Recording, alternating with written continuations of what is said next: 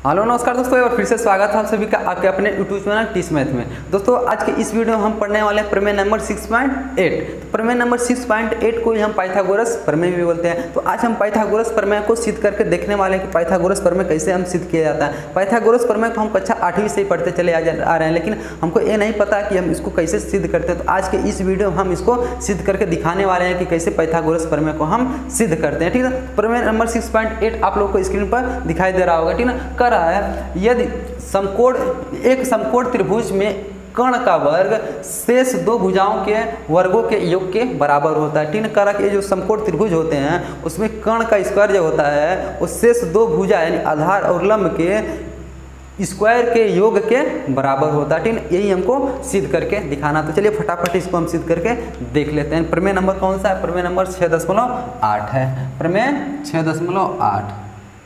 ठीक है, प्रमेय 6.8 क्या कह रहा है? एक समकोण त्रिभुज, सबसे पहले एक समकोण त्रिभुज बनाना है। चलिए एक समकोण त्रिभुज हम बना ही लेते हैं।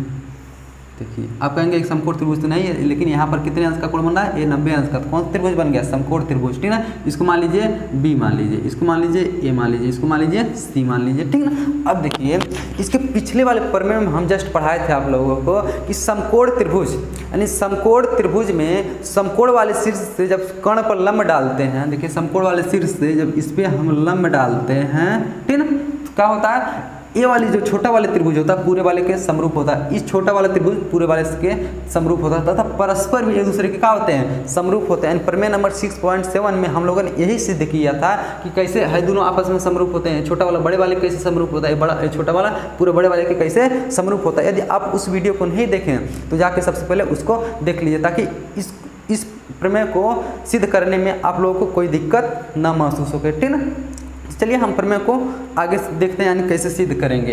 अब देखिए करा है जब इससे हम इस पे लंब डाल दिए, क्या इसका नाम दीजिए डी, बी डी। तो इस छोटा वाला त्रिभुज पूरे बड़े वाले त्रिभुज के समरूप हो जाएगा। किससे? प्रमेय 6.7 से। ये वाला भी क्या हो जाएगा? पूरे त्रिभुज के समरूप हो जाएगा। किससे? प्रमेय नंबर 6.7 से। ठीक है, चलिए हमको अब पहले लिख लेते हैं कि क्या सिद्ध करना है। ठीक है, क्या दिया उसको लिख लिया सबसे पहले। चलिए लिख लेते हैं। यानी हमको दिया है, क्या दे दिया? यही दिया है कि ABC क्या है? एक समकोण त्रिभुज। ये दिया है ना, क्वेश्चन में कह दिया, प्रमेय में कह दिया कि यानी त्रिभुज ABC, त्रिभुज ABC एक क्या है? एक समकोण त्रिभुज, समकोण त्रिभुज। ठीक है, ABC एक क्या है? समकोण त्रिभुज है। ठीक है ना, सिद्ध करना है। क्या सिद्ध करना है? सिद्ध करना कि कर्ण, अब देखिए जब ABC में है हमारा समकोण हो जाएगा तो कर्ण क्या हो जाएगा? AC हो जाएगा।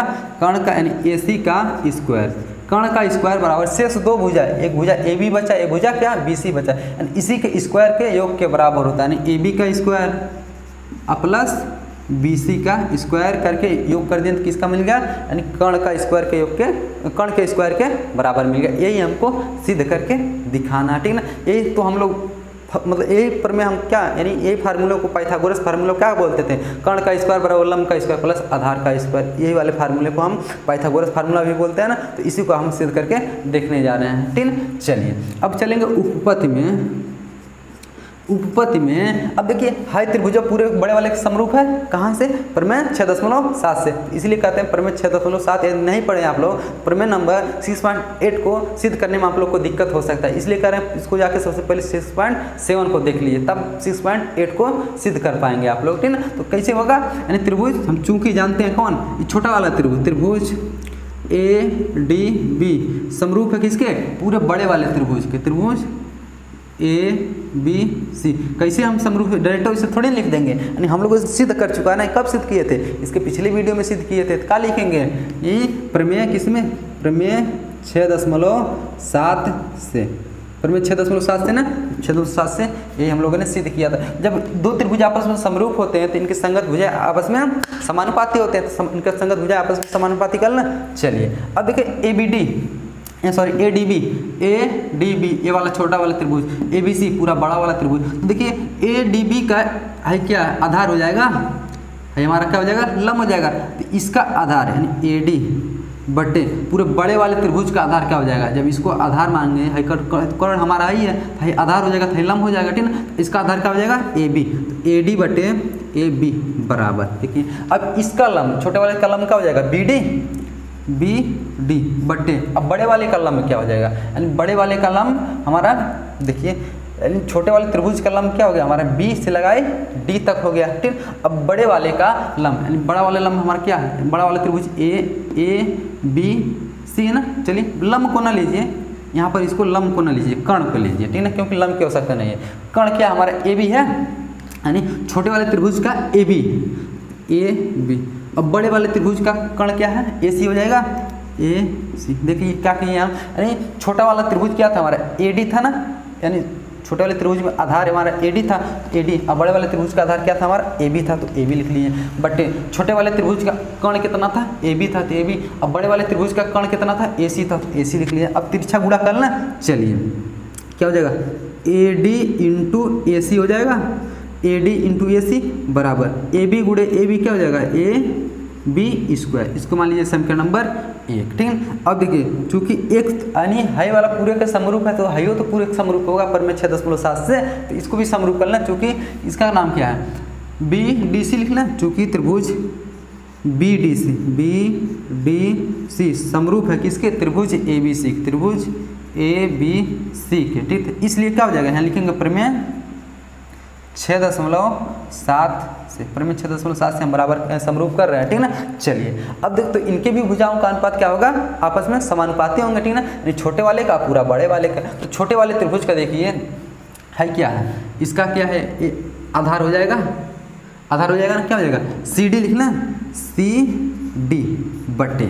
अब देखिए पूरे बड़े वाले त्रिभुज का क्या है आधार हो जाएगा कि नहीं हो जाएगा, है आधार हो जाएगा हमारा, ठीक ना। ये हमारा लंब हो जाएगा, तब क्या हो जाएगा सी डी बटे क्या लिखना है बी सी, सी डी बटे बी सी बराबर।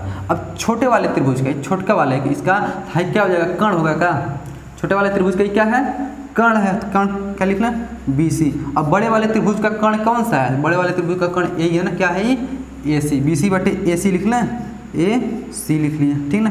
चलिए अब देखिए हम तिरछा गुणा कर सकते हैं, यानी तिरछा गुणा करेंगे तो क्या हो जाएगा सी बी सी डी यहाँ और ए सी यहाँ, तो क्या हो जाएगा सी डी इंटू ए सी बराबर बी सी गुणे बी सी क्या हो जाएगा बी सी का स्क्वायर। इसको मान लिया समीकरण नंबर 2, ठीक है। अब देखिए हमको मिल गया ए बी की स्क्वायर और बी सी का स्क्वायर, और जो सिद्ध करना है उसमें क्या सिद्ध करना है ए बी की स्क्वायर प्लस बी सी का स्क्वायर। देखिए दोनों को जोड़ देंगे इसको तो दाहिना पक्ष मिल जाएगा, तो समीकरण 1 और 2 को जोड़ने पर, ठीक है। यहाँ लिखेंगे समीकरण 1 और 2 को जोड़ने पर,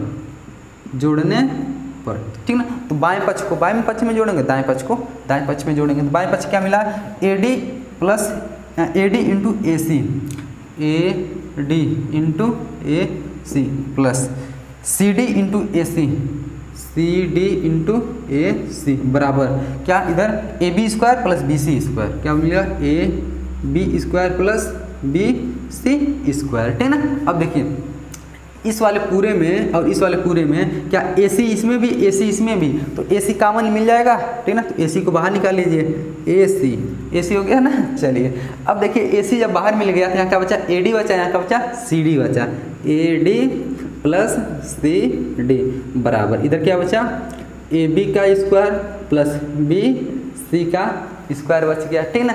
अब देखिए अब A D plus C D मिल क्या हो जाएगा A D plus C D मिल क्या हो जाएगा ए सी हो जाएगा का, तो ए सी लिखते हैं, तो ए सी तो पहले से गुड़े मतलब इंटू है ए सी यहाँ पर भी हो जाएगा ना, ए सी हो गया बराबर क्या हो गया ए बी का स्क्वायर प्लस बी सी का स्क्वायर। अब देखिए ए सी इंटू ए सी बराबर ए सी स्क्वायर, क्या हो जाएगा ए सी स्क्वायर बराबर क्या मिल गया हमारा ए बी का स्क्वायर प्लस क्या मिल गया बी सी का स्क्वायर, बी सी का स्क्वायर। अब देखिए कहीं यही नहीं हमको सिद्ध करना था कि ए सी का स्क्वायर जो होता है ए बी के स्क्वायर और बी सी के स्क्वायर के योग के बराबर होता है, यानी इति सिद्धम, यानी हमको यही सिद्ध करना था, कह दिया था एक समकोण त्रिभुज, हम एक समकोण त्रिभुज क्या लिए थे, ए बी सी लिए थे ना। समकोण त्रिभुज में जो कर्ण का स्क्वायर होता है, ठीक है, तो कर्ण क्या था हमारा ए सी, कर्ण का स्क्वायर कर देते स्क्वायर होता है। बाकी शेष दो भुजा, शेष भुजा क्या बचा था, ए बी बचा था और बी सी बचा था। तो ए बी का स्क्वायर और बी सी का स्क्वायर के योग के बराबर होता है। इसी को क्या बोलते थे हम, पाइथागोरस प्रमेय भी बोलते थे, ठीक ना। इसी को हम प्रमेय नंबर 6.8 भी बोलते हैं, ठीक। तो आशा करता हूँ कि प्रमेय नंबर 6.8 आप लोग को अच्छी तरीके से समझ में आया होगा, ठीक ना। तो आज के लिए बस इतना ही, मिलेंगे नेक्स्ट वीडियो में, उसमें पढ़ेंगे हम प्रमेय नंबर 6.9 को, ठीक ना। तो बस आज के लिए बस इतना ही, मिलेंगे नेक्स्ट वीडियो में, तब तक के लिए जय हिंद।